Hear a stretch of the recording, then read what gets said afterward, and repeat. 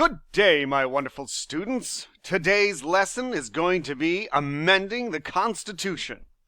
Now, this particular process is difficult to do. It's only been done 27 times in America's history, and to be very honest, the first 10 times were done all at once, as you know, in the Bill of Rights. Now, it starts off with proposals. First off, in order to propose an amendment, 2/3 majority in each House of Congress must propose the amendment. So 2/3 of the Senate must agree, and then 2/3 of the House must agree. Now that's the only method that's been used to date. There is another way to do it. There could be a convention to amend the Constitution, which would be called by 2/3 of the states. It has never happened, but it almost happened twice. And this method is very controversial because the last time we called a convention to amend a constitution, we ended up with a whole new constitution. That's right. That was at what we call the Constitutional Convention. They were just supposed to amend the Articles of Confederation. So this convention method is controversial because it would not just be limited to one amendment. They could throw out the whole Constitution and write a whole brand new one, declaring Mr. Stone as Emperor of the United States. Ratifying amendments. Now, once the amendment is proposed, then it has to be sent out to the states to be ratified. And 3/4 of the states must approve it. Now, 3/4 of the states must approve it. That can be done by either state legislatures or a state calling a special ratifying convention, and 3/4 of the conventions then approve the amendment. Now, there's only been one amendment approved by ratifying conventions of the states, and that's the 21st Amendment. That's the one that repeals prohibition. That's the one that gets rid of prohibition. Now, if a state rejects an amendment, it can later change and approve it. And you might be asking, well, when's that ever going to happen, Mr. Stone? Well, actually, all you need to do is a state says no, and then in the state legislature, there's an election, and the election brings in a new group of legislators who then say, no, wait, we want to change that vote. We want to ratify that amendment. Now, during the time of the Equal Rights Amendment, the ERA, a question came up as to whether or not a state could withdraw its approval after it ratified an amendment, because some states had ratified the ERA, and then after after state assembly elections, the new legislature wanted to withdraw that amendment. Now, the courts never resolved that issue, and the amendment was never ratified. And I already mentioned, only one amendment's been ratified with convention amendments. Now, Congress sets the rules. It decides which ratification method will be used when they propose the amendment. Congress also decides how much time a state has to ratify an amendment, which is currently 7 years. Fun fact, in the first 10 amendments of the Bill of Rights, they didn't actually submit only 10 amendments at the beginning of the Constitution. They submitted 12 amendments, and only 10 of them were ratified. And one of them, and none of them had a ratification time limit. And so one of them was found again in the 20th century, and it was eventually ratified in 1992. That's right. The last amendment, the 27th Amendment, was ratified, and it was created by James Madison, the father of the Constitution himself. So he submits the first 10 amendments, and he also submitted the amendment that became the 27th.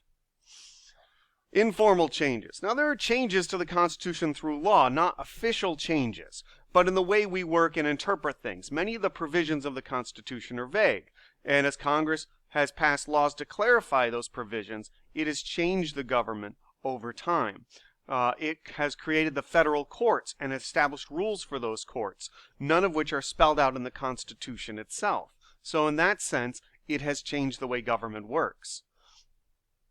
Congress has the power to impeach for treason, bribery, or other high crimes and misdemeanors. Now, it is up to Congress to decide what high crimes are. So that's an issue. Another one is presidential succession. Now, in 1841, William Henry Harrison became the first president to die in office. And the vice president, John Tyler, assumed the powers of the president. But some people stated he's not actually the president. Now, in 1967, the 25th Amendment clarified presidential succession, and a later law was passed to distinctly delineate who was going to be next in line for the presidency. Now, modern presidents conduct foreign affairs with executive agreements between themselves and a foreign leader. Now, that's not for everything, but these are not considered treaties and therefore do not need the approval of the Senate like a treaty does, weakening the system of checks and balances somewhat. Domestic affairs. Now, the founders thought the president would mainly be concerned with carrying out laws passed by Congress. Instead, however, today's presidents aggressively request legislation from Congress. So it kind of flips things on its head. So you're seeing a change from the way the founders envisioned the government working to the way it actually works today. This gives more power to the president because now the president basically sets the legislative agenda, not Congress. Judicial review, the ability to declare a law unconstitutional. Now, there's a couple of philosophies here. One idea is called judicial restraint. That idea says the court should uphold any act of Congress unless that law clearly violates a specific part of the Constitution. Basically, the idea is, does the Constitution specifically say anything about this? Does the law specifically violate it? If the law violates it, then you got to declare it unconstitutional. But if the Constitution doesn't mention anything about it, then it's legit.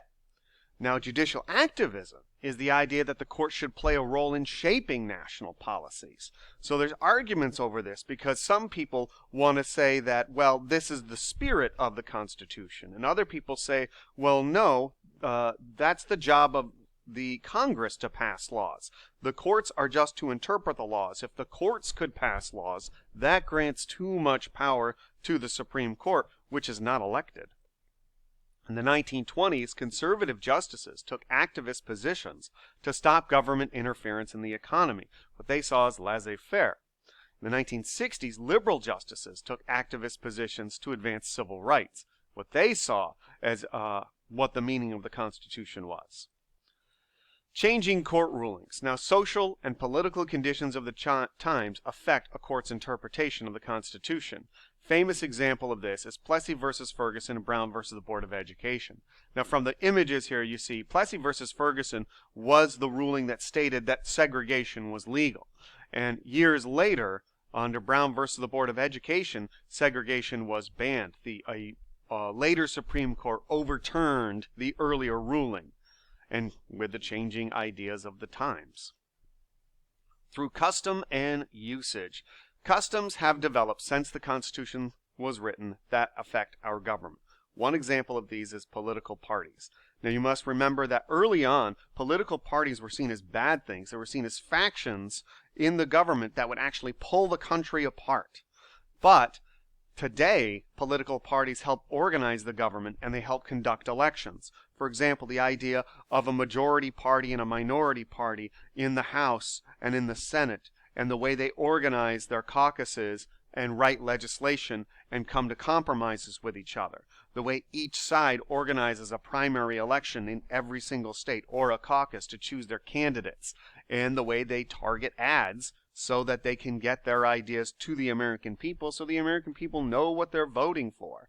Now, whether you think these ideas are bad or good, this is the way they are, and they certainly affect the way the system runs. And that is the end of this video.